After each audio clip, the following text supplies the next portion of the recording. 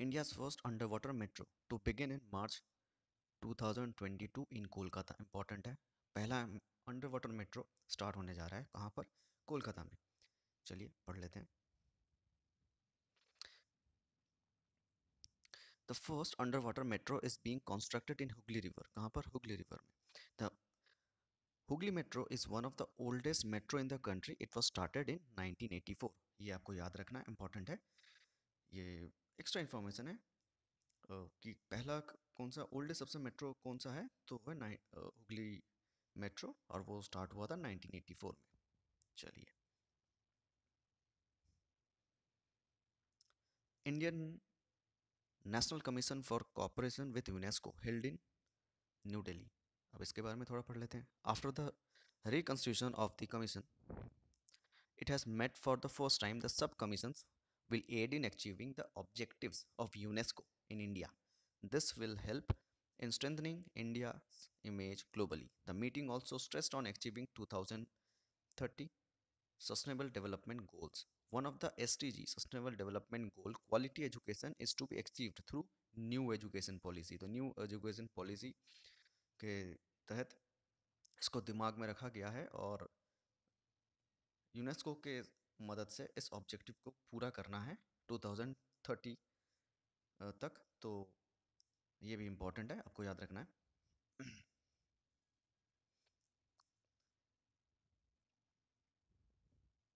चलिए, global potato conclave to be held in Gujarat. तो ये क्या है? ये 30 कंट्रीज ने इसे पार्टिसिपेट किया है और ये जो गुजरात में ये ऑर्गेनाइज किया गया है, जिसके तहत पोटैटो के न्यू जनरेशन के जो ब्रीडिंग है वो प्रैक्टिसेस किए जाएंगे, एफिशिएंट मैनेजमेंट प्रैक्टिसेस किए जाएंगे, ताकि जो आलू जो है, जो पोटैटोस है, उसके जो कई तरह के डिजीजेस आते हैं उसको किस तरीके से हटा सके और बेटर से बेटर, अच्छे से अच्छे वैरायटी के आलू ला सके। After rice and wheat, potato is the third most important food crop in the world. ये आप याद रख सकते हैं, मैंने कुछ एक्स्ट्रा इन्फॉर्मेशन जोड़ी है। और एक जो बहुत इंपॉर्टेंट है वो आपको याद रखना है, ये CPRI। CPRI ये क्या है? ये सेंट्रल पोटैटो रिसर्च इंस्टीट्यूट है, जो कि 7 जगहों पर है हमारे देश में। क्वेश्चंस पूछे जाते हैं कि ये जो CPRI है ये कहाँ पर है। SSC में बहुत बार पूछा गया है, कुफरी का नाम जो बहुत बार आया है, ये यही ऑप्शन में रहता है और इम्पॉर्टेंट भी है, तो आपको याद रखना है। और उत्तर प्रदेश में है, पंजाब में है, मध्य प्रदेश में, बिहार, मेघालय, तमिलनाडु और भी कई जगह पर है, 7 टोटल जगह पर है, लेकिन ये कुफरी का नाम आप याद रखिएगा, ज़रूर याद रखिएगा।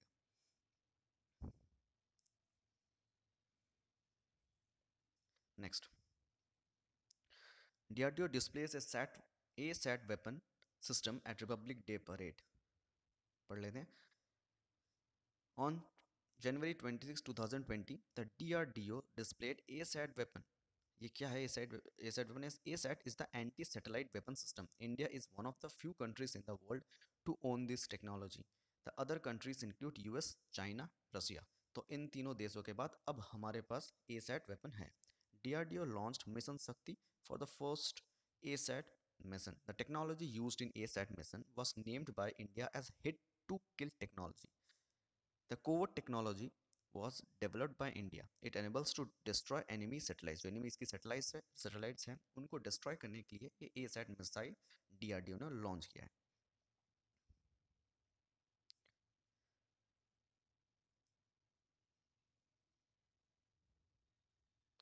Padmashri award, Padma awards announced on Republic day.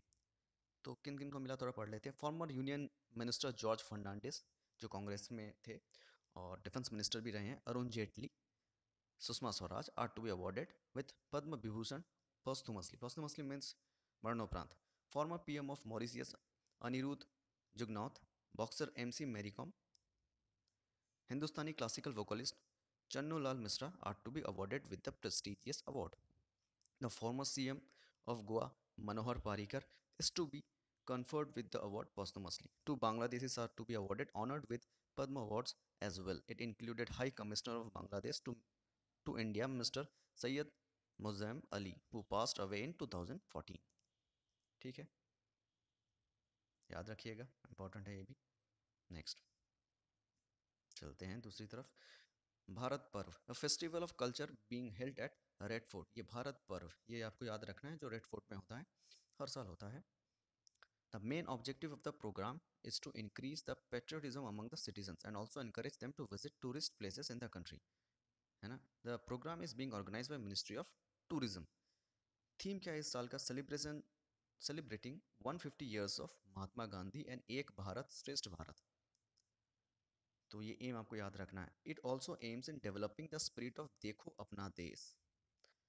और भारत पर्व के बारे में जान लेते हैं। Bharat Parv is recognised as national festival. It includes diversified dances of country, food, courts, handicrafts from all over the country. The festival also shows Republic Day tableau that participate in the parade. है ना? भारत पर is being celebrated since 2016. 2016 से ये start हुआ है. It showcases rich cultural diversity of India. Also, it aims to popularize the idea of एक भारत श्रेष्ठ भारत. ठीक है? Next. 25 जनवरी नेशनल वोटर्स डे, ये तो आपको सभी को पता ही है, इंपॉर्टेंट भी है। ECI election commission of India was established on 25 जनवरी 1950, ये ईयर आपको याद रखना है। It is a constitutional body और इसका जो आर्टिकल है वो 324 है, वो है क्या है 324, ठीक है। The theme of National Voters Day 2020 is electoral literacy for stronger democracy, याद रखना है आपको ये।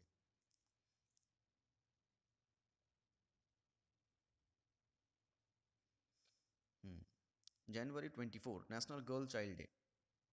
India celebrates National Girl Child Day on January 24 annually. It was initiated by Ministry of Women and Child Development in 2008. तो ये 2008 से ये चला आ रहा है और ये किसके अंतर्गत है? कौन ये करता है? Ministry of women and child development.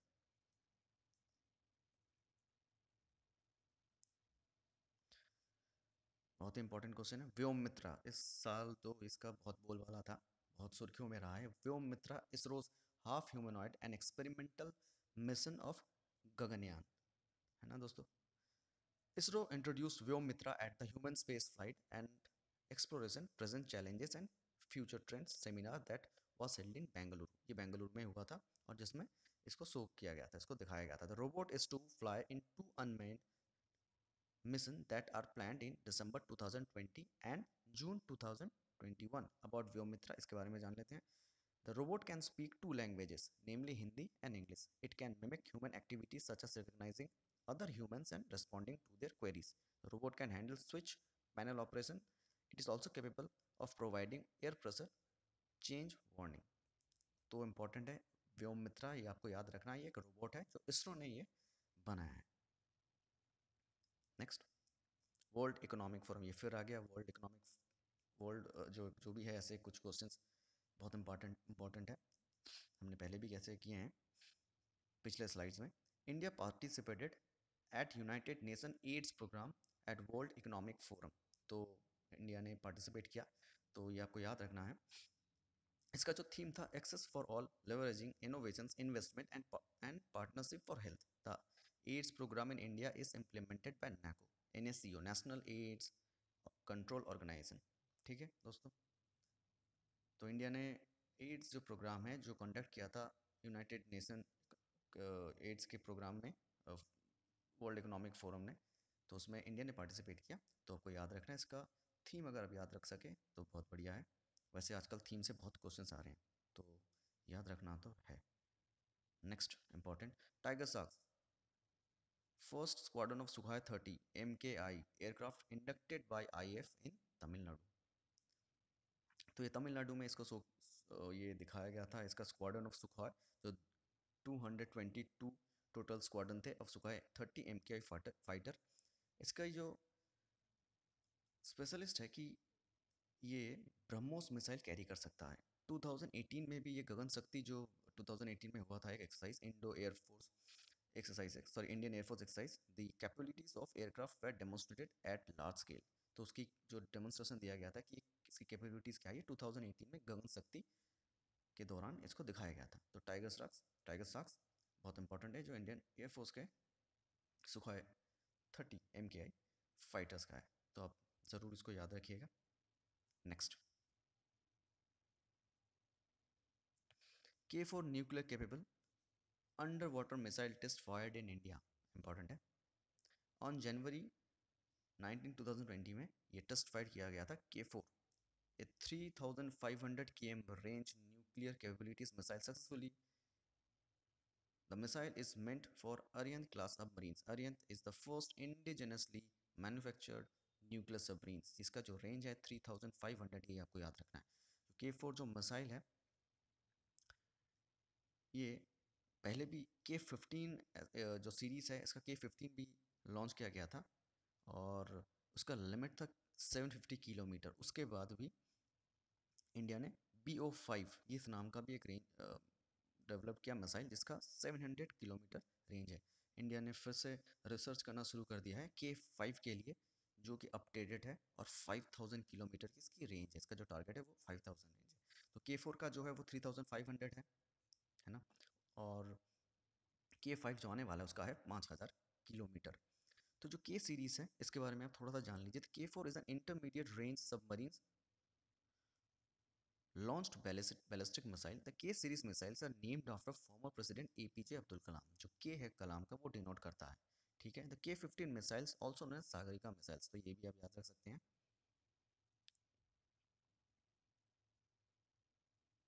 Next important है, बहुत इंपॉर्टेंट है। Women power at Republic Day parade, Tania Shergill and CRPF bikers. इस साल तो जो ईयर है ये वुमेन एम्पावरमेंट के ऊपर ही रहा है, क्योंकि 26 जनवरी को इस परेड में जो हमारी जो महिला जो ऑफिसर्स हैं और महिला जो ट्रुप है वो उन्होंने पार्टिसिपेट किया। तो तानिया शेरगिल ये बहुत चर्चित रही, इनके बारे में थोड़ा पढ़ लेते हैं। Tania Shergill become the first women officer to lead all men contingent. The contingent was commissioned in March 2017 from Officers Training Academy Chennai. दोस्तों ऑफिसर्स ट्रेनिंग एकेडमी ये इंडियन आर्मी का एक एकेडमी है। ये शॉर्ट सर्विस कमीशन के लिए है और एक परमानेंट सर्विस कमीशन के लिए भी है। इंडियन मिलिट्री एकेडमी देहरादून में है, आप सभी को पता ही होगा। ये कंबाइंड डिफेंस सर्विस UPSC का एग्ज़ाम है। उसके बाद शॉर्ट सर्विस और परमानेंट सर्विसेज के लिए अलग अलग हो जाता है। तो OTA जो है वो एक चेन्नई में भी है और साथ ही साथ एक गया में भी है, बिहार में एक गया में भी है। लेकिन उसको कुछ लास्ट ईयर उसको बंद करवा दिया गया है कुछ रीजंस की वजह से।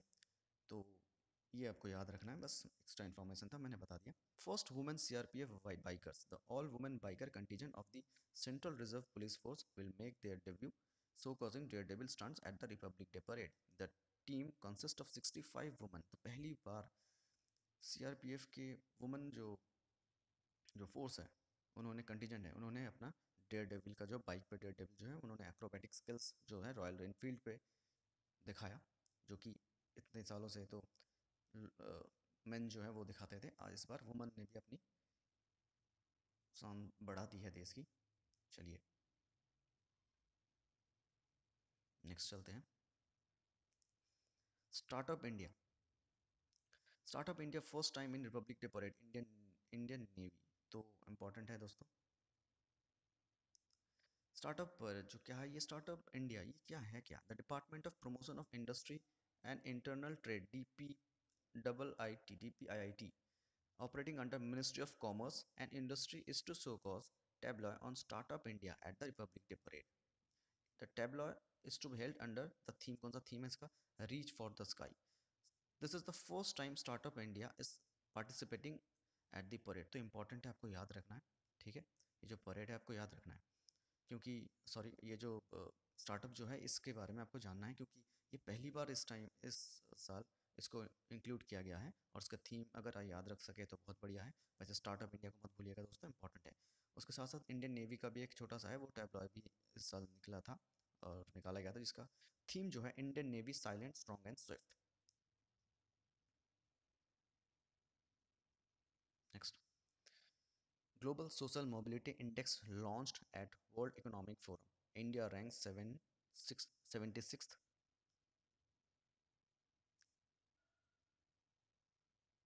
चलिए, according to the report Denmark ranks the first followed by Finland. तो वर्ल्ड इकोनॉमिक फोरम के अंतर्गत जो ग्लोबल सोशल मोबिलिटी है उसमें फर्स्ट जो रैंक है वो डेनमार्क का है और उसके बाद Finland, Norway, Sweden, Iceland. India का जो रैंक है वो 76 है out of 82। What is social mobility? Social mobility है क्या? Social mobility is the upward or downward movement of an individual in personal circumstances in relation to their parent. The country's social mobility was measured based on following five dimensions. क्या क्या है वो? Health है, education quality, access and equity, technology, work wages, conditions and opportunities, protection and institutions, inclusive institutions and social protection. तो ये आपको याद रखनी है इसको कि World Economic Forum Global Social Mobility के अंतर्गत इंडिया की रैंक जो है वो है 76। फर्स्ट जो है वो डेनमार्क है, वो भी आपको याद रखना है। नेक्स्ट चलिए, industrial meet of wings India, Asia's largest civil aviation event held at Bengaluru. तो जनवरी को ये हुआ था, इंडस्ट्रियल मीट, एक Asia's largest civil aviation was held in Bengaluru. ठीक है, लेकिन the civil aviation event to be held at Begumpet airport Hyderabad in March 2020। मतलब कि ये जो मीटिंग थी वो बेंगलुरु में हुई, लेकिन जो होगा, जो ये प्रोग्राम जहाँ होगा वो है हैदराबाद में, बेगमपट एयरपोर्ट में। द थीम क्या था उसका? Flying for all. ये आपको याद रख सकते हैं, फ्लाइंग फॉर ऑल इंपॉर्टेंट है। जो एविएशन सेक्टर इन इंडिया है, ये थोड़ा एक्स्ट्रा इन्फॉर्मेशन मैंने ऐड किया है, पर सुन लीजिए। Aviation sector in India, India is the third largest domestic civil aviation market in the world. Also, it is the second fastest aviation industry in the world. Currently, India ranks 9 in terms of civil aviation market. चलिए next.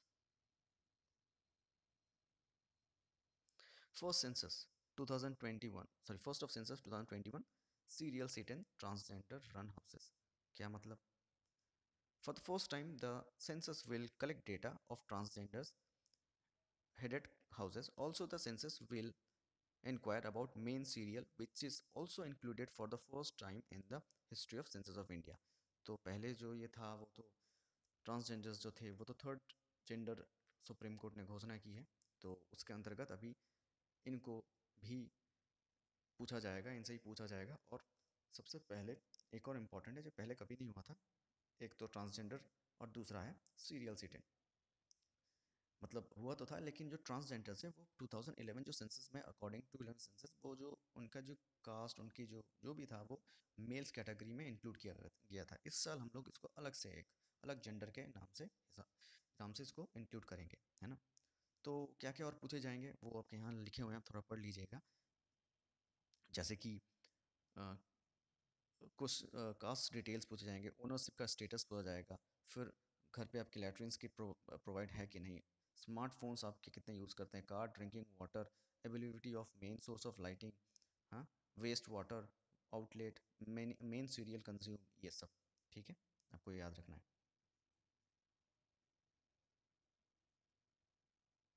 जल्दी, Sahyog Kaijin India Japan joint exercise for coast guard, important है, बहुत बहुत important है, इसको याद ज़रूर रखिएगा, वेरी वेरी इंपॉर्टेंट। ठीक है, तो ये सहयोग काइजिन, ये एक इंडिया जापान की एक जॉइंट एक्सरसाइज है कोस्ट गार्ड्स की तरफ से, जो कि ये चेन्नई पोर्ट में हुआ था। Apart from coastal guard exercise, India and Japan hold other military exercises as well. The Shinyuu Maitree is the joint air force exercise that was held in October 2019 for the first time. तो आपको यह भी याद रखना है कि last year Indo Japan में air force जो एक्सरसाइज है वो भी कंडक्ट किया गया था। The India Japan maritime exercise called JIMEX was inducted in 2013 for the first time. It focused on maritime security operation. Dharma Guardian is the military exercise that conducted between armies of the country. तो मैंने आपको पहले ही एक बताया था, इससे पहले जो फर्स्ट जो स्लाइड था उसमें ही मैंने आपको बताया था कि बहुत इंपॉर्टेंट है, ऐसे जो क्वेश्चन है वो आते हैं तो आपको याद रखने हैं। ठीक है,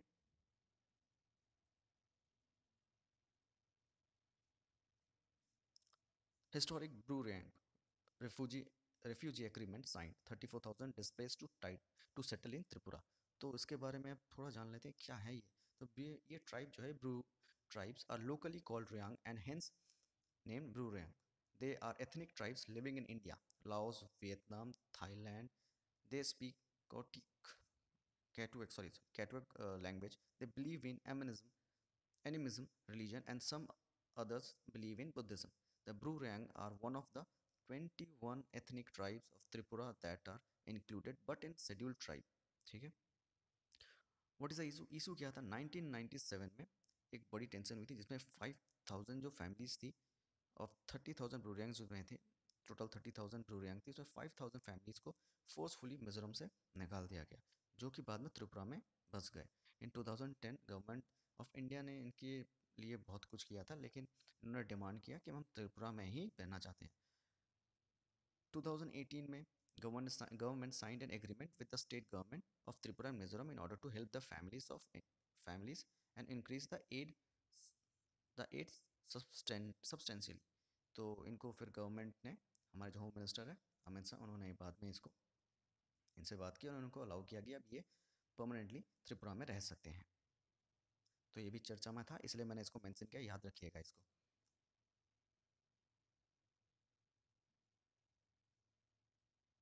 next, Henley passport index launched. तो ये क्या है, इसके बारे में थोड़ा जान लेते हैं दोस्तों।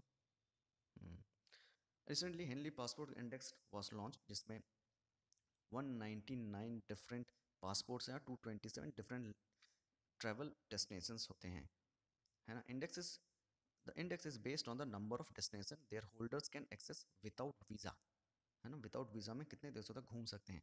According to the index, Japan has the world strongest passport. तो इंडिया का क्या रैंक है? 84। इंडिया का रैंक है 84, ये आपको याद रखना है दोस्तों। क्या है? 84। इसको बहुत अच्छे से याद रखिएगा। Next, globalizing Indian thought, GIT 2020। ये कहाँ हुआ था? ये कॉन्क्लेव हेल्ड एट कोझिकोड। कहाँ हुआ था? Kozhikode. On January 17, 2020, the International Conclave on Globalizing Indian Thought was held in IIM Kozhikode. The PM Modi addressed the conclave. ठीक है। The conclave aimed at revealing India's thought in becoming one of the top three economies of the world. India is stepping towards the goal of becoming a $5 trillion economy by 2025. This will make India one of the top three economies in the world after US and China. US और America और China के बाद India होगी सबसे बड़ी economic एक country. तो ये उसी में चर्चा हुआ था, उसी कॉन्क्लेव में, जो कि कोझिकोड में हुआ था। ठीक है, आपको ये याद रखना है। नेक्स्ट, इम्पॉर्टेंट है, बहुत इम्पॉर्टेंट है। Statue of Unity included in 8 wonders by SCO। SCO head meets first time in India. Important है। What is the 8 wonders? देखिए, चार टोटल 8 वंडर्स हैं, ये ऐड किए गए हैं। उसमें इंडिया का पहले बार स्टैचू ऑफ यूनिटी वो ऐड हुआ है ना। SCO is an economic block in which India Pakistan become the members in 2017। तो याद रखना है कि 2017 में इंडिया इसमें पार्टिसिपेट किया, इसमें मेंबर बना। For the first time India is hosting heads of government meet of SCO countries. तो ये पहली बार ऐसा है कि SCO जो मीट है वो इंडिया पार्टिसिपेट कर रहा है। SCO क्या है? Shanghai Cooperation Organisation. ठीक है, तो इसके बारे में थोड़ा मैं बता देता हूँ। ये 2001 में ये फॉर्म हुआ था। फॉर्मेशन जो ईयर है वो 2001। इसके जो मेंबर्स हैं वो है China, India, Kazakhstan, Russia, Pakistan, Kyrgyzstan, Tajikistan, Uzbekistan. Official जो उसका लैंग्वेज है वो है चाइनीज़ एंड रसियन। और इस SCO का जो सेक्रेटरी जनरल है वो है व्लादिमीर नोरोव। तो थोड़ा एक्स्ट्रा इन्फॉर्मेशन है, याद रखिएगा। तो इस साल पहली बार हमारे स्टैचू ऑफ यूनिटी जो है वो इंक्लूड किया गया है। ठीक है, चलिए next. ISRO to launch GSAT-30 satellite. GSAT-30 satellite.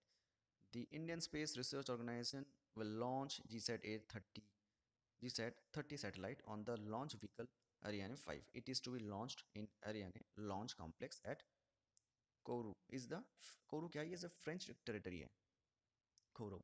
The GSAT-30 is a communication satellite. It is to replace INSAT 4A। तो आपको याद रखना है कि ये GSAT-30 सैटेलाइट लॉन्च करने वाला है भारत।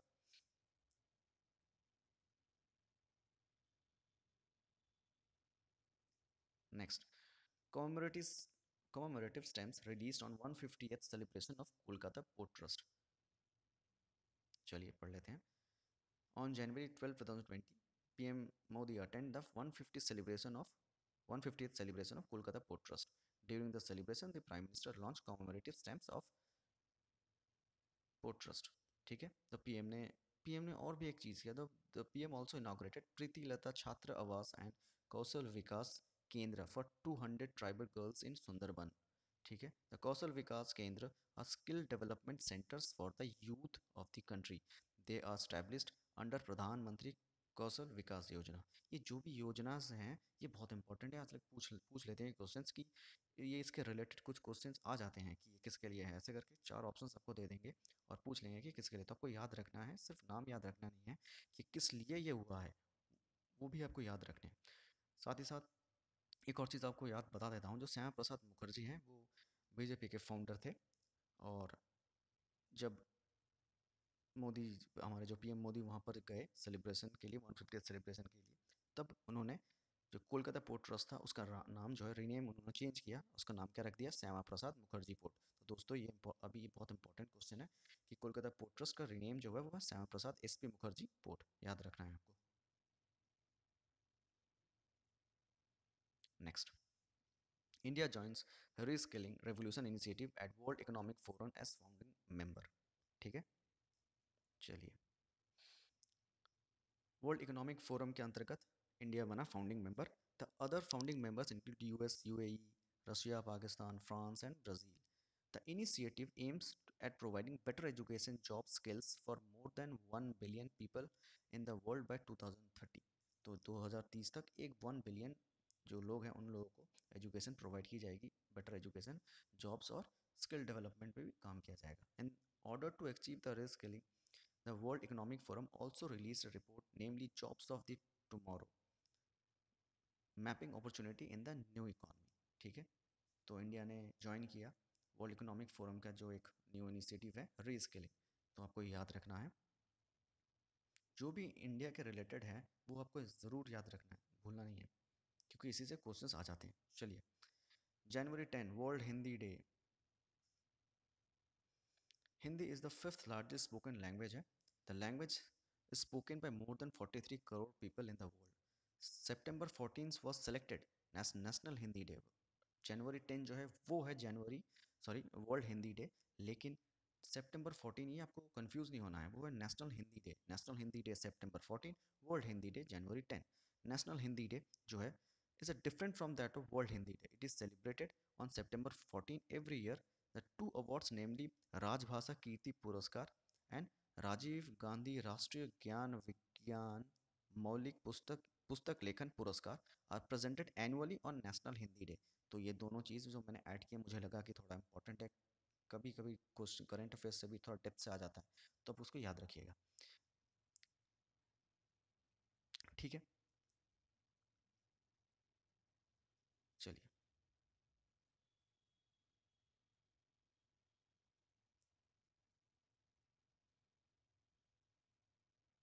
अम्मा वो दी scheme launch in Andhra Pradesh. कभी कभी कुछ स्कीम्स स्टेट्स वाइज से भी आ जाते हैं, वैसे तो सेंट्रल जितना भी स्कीम्स लाता है उसी में से क्वेश्चंस, बहुत इंपॉर्टेंट जो क्वेश्चंस होते हैं वो आते हैं, लेकिन मैंने ये ऐड किया ताकि आपको पता चले कि कुछ इंपॉर्टेंट जो भी स्कीम्स हैं, योजनाज हैं दूसरे स्टेट्स की, वो भी आते हैं, तो आपको ये याद रखना है। चलिए, इसके लिए थोड़ा पढ़ लेते हैं। तो आंध्र प्रदेश में चीफ मिनिस्टर जगन मोहन रेड्डी ने ये लॉन्च किया अम्मा मोदी स्कीम। ये है क्या? The scheme aims at benefiting school student study classes 1 to 12। It include both public and private schools। Under the scheme these students belonging to BPL, below poverty line, will get rupees 15,000 per annum। 15,000 रुपये मिलेंगे class 1 से 12 तक, है ना, private schools में। और साथ ही साथ पब्लिक सरकारी जो और प्राइवेट जो भी स्कूल है उनको भी ये लागू होगा, ये स्कीम लागू होगा। चलिए, जनवरी 9 प्रवासी भारतीय दिवस। ये भी बहुत इंपॉर्टेंट है दोस्तों, प्रवासी भारतीय दिवस। इसके लिए थोड़ा इन्फॉर्मेशन आपको रखना है। भारतीय प्रवासी भारतीय दिवस ये जनवरी 9 हर साल होता है। इसका रीज़न क्या है बता सकते हैं आप लोग? बहुत लोगों को पता होगा कि Pravasi Bharatiya Divas is celebrated on January 9 as Mahatma Gandhi return from the South Africa on the day in 1915। जो प्रवासी भारतीय दिवस है उसके अंतर्गत जो Pravasi Bharatiya Samman is being presented to honour exceptional NRIs for their contribution towards the country। The award is presented by the president of India, the भारतीय प्रवासी भारतीय सम्मान, ये एक अवार्ड उनको दिया जाता है। तो ये आपको याद रखना है, ये थोड़ा इम्पोर्टेंट मुझे लगा कि इम्पोर्टेंट है, इसलिए मैंने ऐड किया। एक क्वेश्चंस आप मुझे ज़रूर बताइएगा अगर आपको पता हो तो, कि महात्मा गांधी उन्होंने रिटर्न किया भारत 1915 में, जनवरी 9 1915। बस आपको ये बताना है कि किसके कहने पर, किसके रिक्वेस्ट पर वो वापस आए थे। ठीक है, आपको अगर पता हो तो मुझे कमेंट बॉक्स में ज़रूर बताइए। चलिए next. Oman ships arrives to participate in India Oman bilateral naval exercise, Naseem Al Bahr. देखिए ये फिर एक ऐसा क्वेश्चन आ गया है, नसीम अल बहर, the Indo Oman bilateral naval exercise, इसको अब याद रखना है आपको। ठीक है, ये इम्पोर्टेंट है। अब ऐसे जितने भी क्वेश्चंस हैं उसको याद रखिएगा। ठीक है, मैंने एक्स्ट्रा इन्फॉर्मेशन दे रखा है, आप थोड़ा पढ़ लीजिए इसको। चलिए next. Yoga science meet farmers science congress held at Indian science congress in Bengaluru. तो इस साल इंडियन साइंस कांग्रेस का जो मीट हुआ था, on the sidelines of the event the farmers science congress भी ऐड किया गया, was conducted for the first time, पहली बार। The event also witness the yoga science day, है ना। फार्मर्स साइंस कांग्रेस क्या है, farmers science congress was conducted for the first time in 107 year history of the Indian Science Congress. The event highlighted important innovational practices in agriculture. The conference is significant as the current era is shifting from becoming self-sufficient in production to natural security. ठीक है, yoga science meet भी इसके साथ हुआ था। The yoga science meet was organised on January 6, 2020. The meet discussed how yoga helps insulate from disease. Also the meet explained yoga posture for the therapies. ठीक है, तो दो इंडियन नेशनल कांग्रेस के साथ साथ, सॉरी इंडियन साइंस कांग्रेस के साथ साथ इस दो और भी कांग्रेस ऐड किए गए, जैसे फार्मर्स साइंस कांग्रेस और योगा साइंस मीट। ठीक है, तो इम्पॉर्टेंट है इस साल के लिए, ये याद रखना है आपको। चलिए, turtle rehab centre in Bihar, first of its kind. चलिए, इन जनवरी 2020, sorry, in January 2020, a turtle rehabilitation center is to be set up in Bihar, Bhagalpur forest. The center will shelter more than 500 turtles and is to be spread over half of the hectare. ठीक है, ये turtle rehab centre जो बिहार में हुआ है।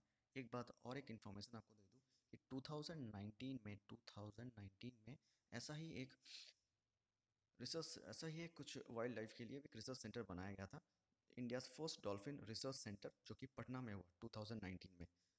तो आप इसको याद रखिएगा कि इस साल टर्टल रिहैब सेंटर जो बनाया गया, और last year India's first dolphin research centre जो पटना में हुआ था, है ना। नेक्स्ट, जो कुटुपुई फेस्टिवल ऑर्गेनाइज्ड इन मिजोरम। ठीक है, ये ऐसे कई सारे फेस्टिवल्स हैं, वो इंपॉर्टेंट है, आ जाते हैं ट्रेडिशनल जीके में, पूछ लेते हैं। ठीक है, तो इसलिए मैंने ये ऐड किया। Mizoram state government is organizing zoo Kutupui festivals across 10 states in the country and also in countries such as Myanmar, US, Bangladesh। ठीक है दोस्तों, ये जो है आपको याद रखना है ऐसे फेस्टिवल्स। चलिए, 2020 observed as year of mobility by CISF। The CISF से उसका फुल फॉर्म को पता होगा, central industrial security force. The CISF observes 2020 as the year of mobility for the welfare of the troops. It will focus on construction of residential units and implementation of welfare measures. CISF के बारे में थोड़ा जान लेते हैं। CISF was initially established under the CISF Act 1968. It was converted into armed force under an amendment to the Act in 1983. It is the largest security system in the world with more than 1,65,000 soldiers employed. Important है, याद रखिएगा ज़रूर। चलिए, फिर से ऐसा festival, Indian festival, Lai Haraoba festival begins in Tripura. तो इसके बारे में थोड़ा जान लेते हैं, ये क्या क्या है। देख, लाई हराउ सॉरी इन जनवरी 2020 द लाई हरावा फेस्टिवल बिगेन इन त्रिपुरा। ठीक है, ये कहाँ हुआ था? त्रिपुरा में। The festival will be celebrated for 5 days। The festival is celebrated by the मीजी community. जो ये कम्युनिटी है वो कहाँ कहाँ पर? असम में है, त्रिपुरा में है, मणिपुर, मेघालय, मिजोरम और बांग्लादेश में भी है। ठीक है, और ये मणिपुर में ही होता है। However the festival is widely celebrated in the state of Manipur. ठीक है, तो इस फेस्टिवल के अंतर्गत कुछ सेक्रेट जो ट्री है, बहुत माना जाता है इस ट्री को, उसका नाम है उमंग लाई। ठीक है, उसी के रिलेटेड ये फेस्टिवल है। ये आपको याद रखना है। ये एट्थ शेड्यूल के बारे में मैंने मेंशन किया है, that there are 22 languages in the eighth schedule, है ना? 22 लैंग्वेजेस है। Article 346 says the Hindi in Devanagari script is the official language. However, English is also allowed to be used as official language. So, according to Article 346, Hindi in Devanagari script is the official language. तो ये जो language है, the language in इस festival, जो इस त्रिपुरा का, इस community का जो लैंग्वेज है, Meiteilon, also called Manipuri, is included in the eighth schedule of constitution of India. चलिए next. Khelo India youth games to be held in Guwahati. ये कहाँ हो रहा है? गुवाहाटी में हो रहा है। इसको थोड़ा पढ़ लेते हैं। 37 स्टेट्स में पार्टिसिपेट कर रहे हैं और यूनियन टेरिटरीज भी। The first edition of the event was held in new Delhi. जो पहली बार हुआ था वो न्यू दिल्ली में हुआ था। सेकेंड टाइम पुणे में हुआ था, और इस थर्ड टाइम ये गुवाहाटी असम में हो रहा है। The state of Haryana considered the sports power house top the sport event in 2018। हर साल अभी हरियाणा जो है वो बहुत आगे बढ़ रहे हैं खेल गेम्स में। Every year national level multi disciplinary grassroots level games are conducted under Khelo India Youth Games event. The games include two categories, namely under 17 year school students and under 21 year college student। ठीक है, जो एक 17 under 17 और एक under 21। ठीक है, याद रखना है आपको। इस साल कहाँ हो रहा है? और गुवाहाटी में हो रहा है। चलिए, 2020 designated as the year of nurse and midwife।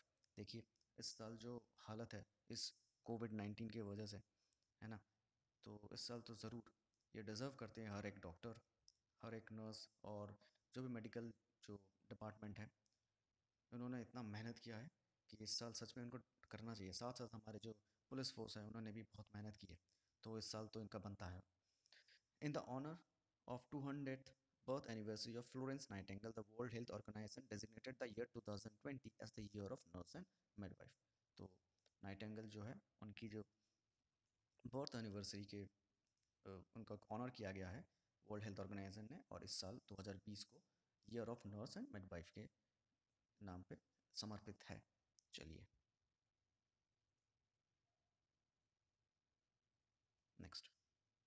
Indian science congress held to be begun in Bengaluru. अभी थोड़ी देर पहले ही मैंने बताया था आपको, इस बारे में पढ़ाया था कि जो बेंगलुरु में होने वाला Indian science Congress, pharma science Congress या फिर योगा मीट, आपको अभी बताया था। उसके बारे में थोड़ा और पढ़ लेते हैं कि PM Modi will inaugurate Indian Science Congress at Bangalore। The theme of the Congress एक है science and technology rural development. ये इंपॉर्टेंट है दोस्तों, याद करना है आपको, पढ़ लेना इसको। Science and technology rural development, ये थीम है। The Congress is to be hosted by the department of science and technology. साथ साथ इसके और दो डिपार्टमेंट खोले गए, जैसे चाइल्ड साइंस कांग्रेस और वुमेन साइंस कांग्रेस। ठीक है, चलिए। रिजल्ट ऑफ स्वच्छ सर्वेक्षण लीग 2020 रिलीज्ड। इसके अंतर्गत in the category of 10 lakh plus population, Indore secured the first place। Indore has remained the first place for the last 3 years, following Indore, Bhopal, Surat are in the second and third place respectively. In the category of population between 1 lakh and 10 lakhs, Jamshedpur was in the first spot। ठीक है, following new Delhi. जो 10 लाख की जो category है, सब 10 lakh population की category है, उसको उससे ज़्यादा अगर 10 लाख से ऊपर हो तो उसमें एक कैटेगरी बनती है स्वच्छ भारत, जो हमारे जो स्वच्छ सर्वेक्षण लीग है, स्वच्छ भारत अभियान है, उसके अंतर्गत। और साथ ही साथ जो 1 लाख टू 10 लाख के बीच में, मतलब 10 लाख के नीचे जो भी है, दो कैटेगरीज बनती है। उसमें से इंदौर फर्स्ट आया है, मतलब टॉप किया है इस जगह ने। और साथ ही साथ जो 10 लाख के नीचे उसमें जमशेदपुर वो फर्स्ट लिस्ट में है, तो ये याद रखना है आपको। Next, RPF renamed as Indian railway protection force services, है ना, रेलवे प्राइसेस हाइट। चलिए ये तो इंपॉर्टेंट नहीं है वैसे, लेकिन हाँ, RPF renamed as Indian railway protection force service. तो अभी नाम चेंज हो गया है। The railway ministry has renamed Indian railway protection force as Indian railway protection force service. The ministry has also accorded group A status to RPF. ठीक है, railway protection force के बारे में जान लेते हैं। The RPF first formed under the railway protection force act 1957। History जान लेते हैं थोड़ा। RPF was first formed in 1854 when the railways construction was begun in India for the first time. However, it received its legal identity for the first time under the Police Act 1861. In 1872, the Railway Police Committee recommend organization of Railway Police Force. उसके साथ साथ GRP ये क्या है, हम लोगों को बहुत कंफ्यूजन रहता है कि यार ये जीआरपी क्या है और आरपीएफ, इसमें डिफरेंस क्या है।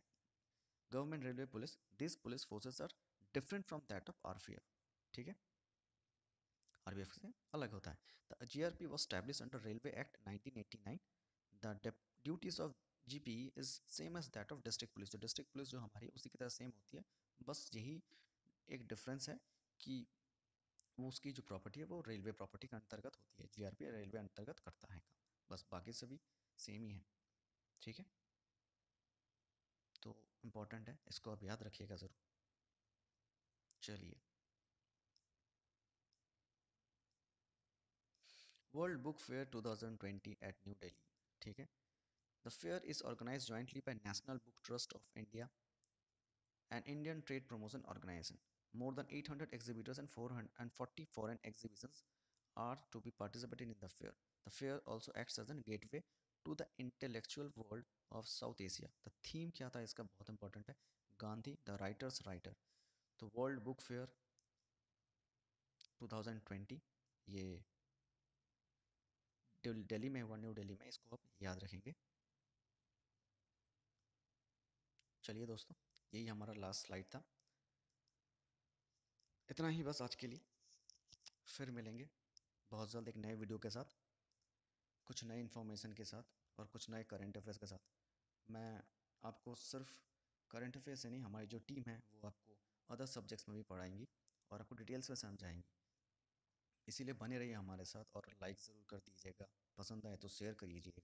और आपको कोई भी क्वेरीज हो, कोई भी कमेंट्स हो, आपको अच्छा लगे या बुरा लगे, कुछ भी लगे तो आप ज़रूर हमें बताइएगा, क्योंकि हम चाहते हैं, जितना ये हमारा पहला है तो हम यही चाहते हैं कि जितना मर्जी हो सके उसको इम्प्रूव करें। तो आप जितनी हमें हेल्प करेंगे हम भी और बेटर कर सकेंगे। तो प्लीज़ लाइक ज़रूर कीजिएगा, शेयर ज़रूर कर दीजिएगा। थैंक यू दोस्तों, थैंक यू वेरी मच।